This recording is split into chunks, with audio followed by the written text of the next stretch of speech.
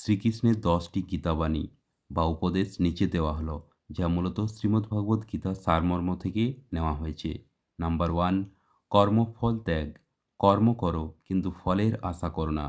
কর্মণ্যেবাধিকারস্তে মা ফলেষু কদাচন।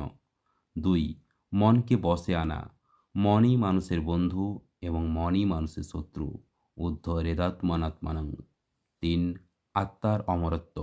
আত্মা অবিনশ্বর, একে কেউ ধ্বংস করতে পারে না। ন জায়তে ম্রিয়তে বা কদাচিন। 4, স্থিতপ্রজ্ঞতা।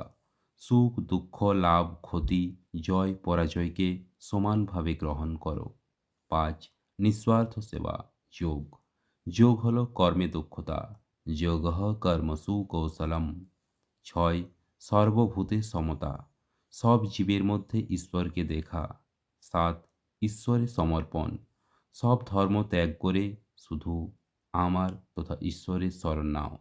সর্বধর্মান পরিত্যজ্য মামেকং শরণং ব্রজ। 8, আসক্তি ত্যাগ। আসক্তি সব দুঃখের কারণ। 9, ভয় ত্যাগ। অকারণে ভয় পেও না, যা হওয়ার তাই হবে। 10, কর্তব্য পালন। নিজের কর্তব্য পালন করাই পরম ধর্ম, এমনকি তা দোষযুক্ত হলেও। স্বধর্মে নিধনং শ্রেয়ঃ পরধর্ম ভয়াবহ। এই উপদেশগুলি মানুষের জীবনকে সঠিক পথে চালিত করার জন্য অত্যন্ত মূল্যবান।